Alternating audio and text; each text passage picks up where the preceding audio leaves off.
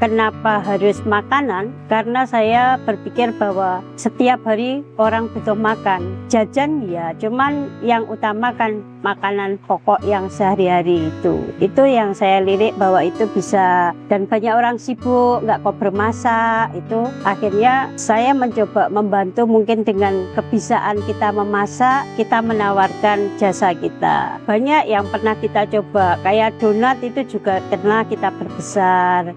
Terus kue tar, donat huruf, terus cateringan juga pernah melayani cateringan besar seperti mantenan, cuman kan hal seperti itu tidak setiap hari dan butuh. Kalau yang paling simpel dan paling mudah kita lakukan dan kita diberikan kesempatan untuk bisa berkembang saat ini adalah makanan sehari-hari.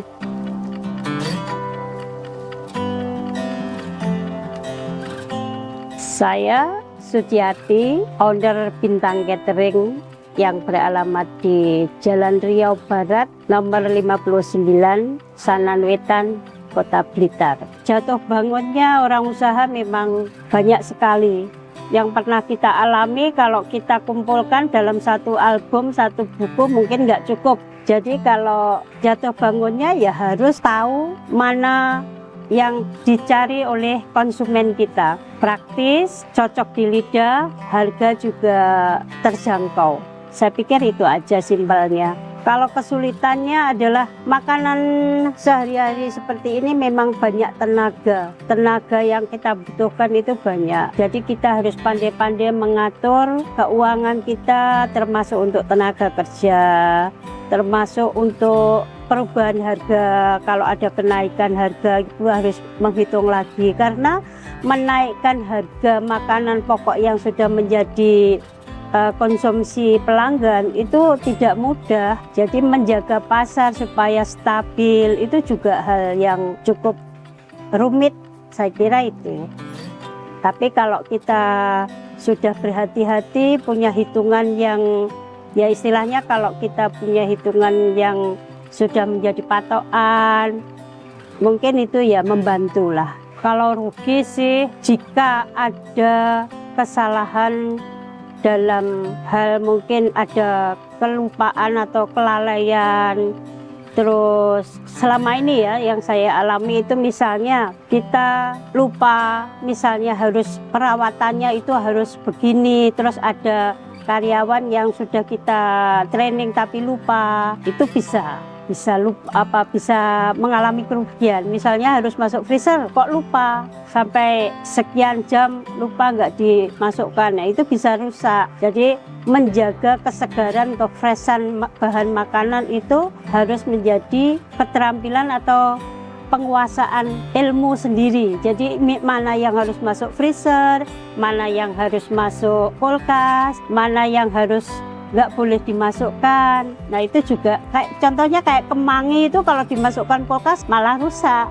Kalau itu kita sesuaikan dengan kesempatan yang kita ada. Kalau kita ngambilnya sekian persen dari keuntungan yang harus kita dapat, mungkin nggak semua bahan makanan itu bisa kita ambil keuntungan sekian persen. Ada beberapa makanan yang bisa kita ambil keuntungan persentasenya banyak, ada yang tidak. Terus habis itu kita mencari sumber-sumber bahan yang dari pokoknya, misalnya antara pasar sini sama pasar sana. Terus kalau mengambil banyak itu apa untungnya, apa yang harus kita kuasai, itu saya pikir menjadi ilmu yang kita harus dapat kuasai juga. Ya supaya ada keuntungan yang lebih, yang jelas mencari bahan-bahan yang tetap bagus juga, tapi masih dari apa ya istilahnya, dari sumbernya, nggak sudah banyak diambil keuntungan yang lain-lain. Misalnya kalau ada petani langsung ke petani, kalau enggak ya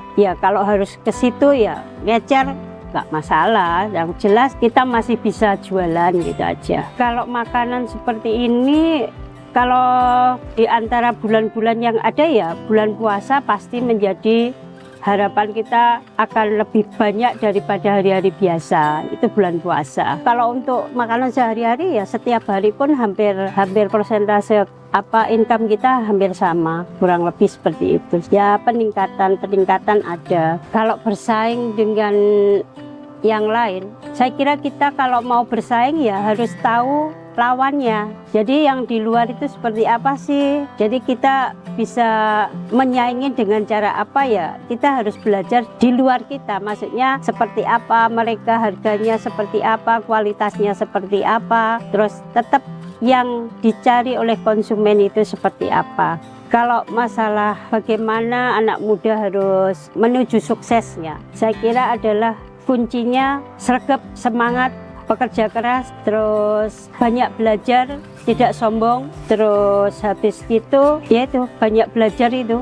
Kalau mau sukses ya belajar terus itu. Kalau masalah jurusan, sekolah jurusan itu semua ilmu sebenarnya bisa diaplikasikan kemana aja. Contohnya saya ini adalah administrasi pendidikan jurusan saya aplikasikan ilmu manajemennya ya. Administrasi pendidikan itu istilah lainnya adalah manajemen pendidikan. Saya ambil manajemennya aja, ilmu manajemennya saya aplikasikan untuk memanage cateringan seperti ini. Bisa, saya kira itu. Artinya ilmu yang kita dapat itu nggak pernah sia-sia, Mas. Jadi apa yang kita dapatkan, ilmu kita dapatkan, ya kita aplikasikan ke sini ini.